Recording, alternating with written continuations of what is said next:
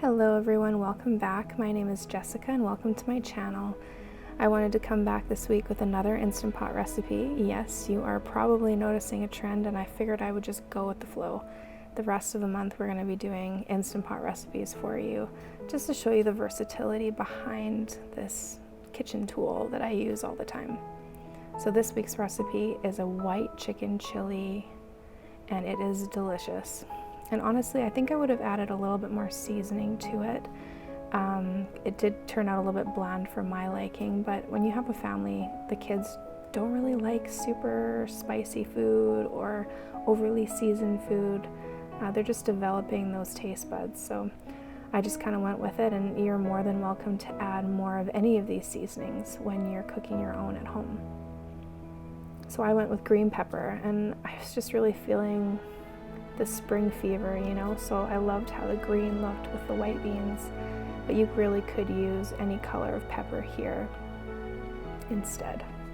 So I'm just going to dice those up really small. Again, I have young children, so you know, the more I can get into each bite and the less picky they are looking at their soup if they don't see really big chunks in their bowl. So I'm going to dice up all of my vegetables really, really small. Now, I use celery in here just to get a little bit of extra veggies in, but really you don't have to add celery if you don't have it on hand. You could chop up some spinach towards the end when your soup is finished cooking and dice it up and add it in and just let it wilt down a little bit if you wanted to add some more greens in. So this is a jalapeno pepper and I'm only using about a third of it. Again, I don't want to have the soup be too hot for my kids. Even for myself, I find if it's too spicy, it bothers my stomach.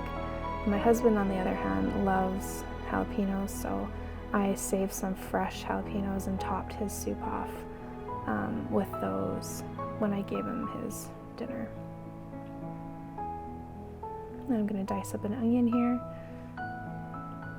If there's any bad spots on your onion like there was mine, no worries, just cut it off and continue on.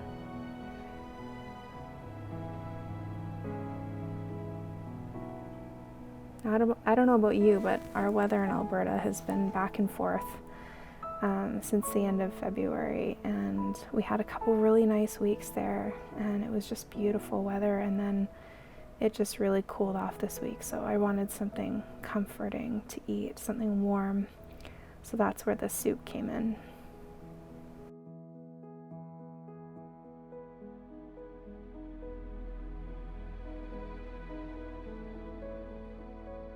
I wanted to go for more of a fat-free approach on this soup, so I'm going to water saute the onions and the jalapenos and the garlic.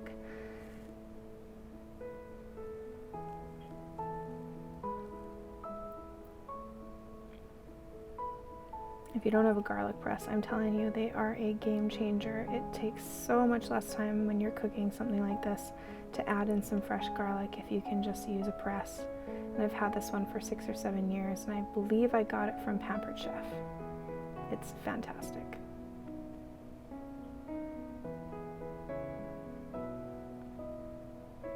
So I'm going to add the peppers and the celery here, give them a good stir, and let them cook down a little bit. And then something that you can do if you want a creamier texture in your soup, instead of adding heavy cream, in this recipe you could take half of the beans out of a can, use some of that water that we're going to use in the rest of the soup, about a cup of each, and then I'm going to blend it. When I go to add the liquid into my soup later, I can just throw this in as well, and it's a really great thickening agent, and it's also just really tasty to have that. Instead of a clear base soup, you've got a little bit more of a creamy texture. So I'm adding in some of the spices here. I've got cumin. There we go. And again, I think I would have added more, but I ran out, so I just threw the rest of the bag in there. And some chili powder. Yeah, instead of half of a tablespoon, I would recommend more like a tablespoon. I don't think a week goes by that I don't cut myself on something. And I just went to grab one of the cans of beans and just grazed my finger on the top of the can. and cut it open. So there you have it. Considering that as a stay-at-home mom, I cook 3 meals a day, almost every single day of the year. You know, the handful or 2 handfuls of times that I've really cut myself bad are minimal. It's a pretty good ratio, though my husband would disagree with. Alright, so I'm adding the beans in, and I'm adding the beans and water that I blended up to give it that creamy texture, and the frozen chicken.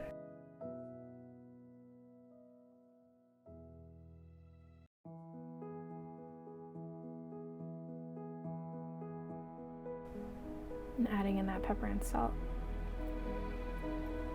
You can always add more salt and pepper towards the end as well. And it's always nice to have something acidic in your soup, so I'm adding some lime juice here just to give it some freshness.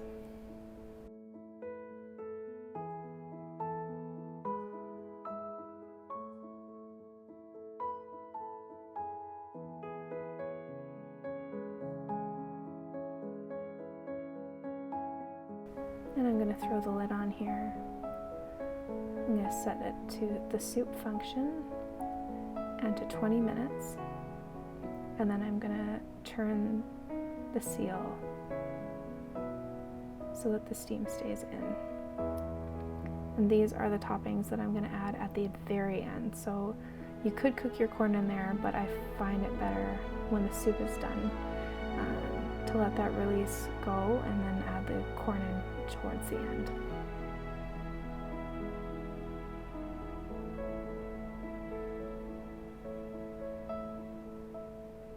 So now that our soup is done cooking, I'm going to go in and take the chicken out. And if you like your chicken shredded, you can use 2 forks and shred that chicken up. But I find that my children aren't a huge fan of shredded chicken. It's kind of stringy for them and the texture isn't that great. So I just cube mine up. I'm just going to use the tongs here to hold it because it is piping hot. And just cube it up for them so it's more appetizing and to their liking. And I did go in and find that bay leaf as well.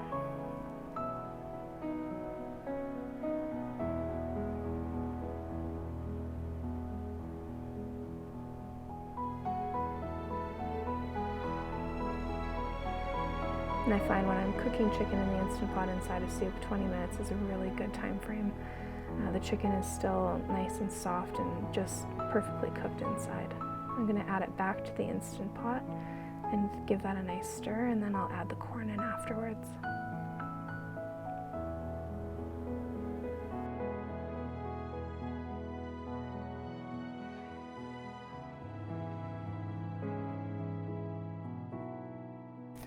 So I'm going to go ahead and cut up some avocado here just for some topping, and I have this handy little tool that my husband bought me after 2 incidents with a knife cutting avocados when I was pregnant with my first and my second, both of which resulted in stitches at the hospital. So I like to use this all the time, and I have to say it is nice and quick, so thanks for that, honey.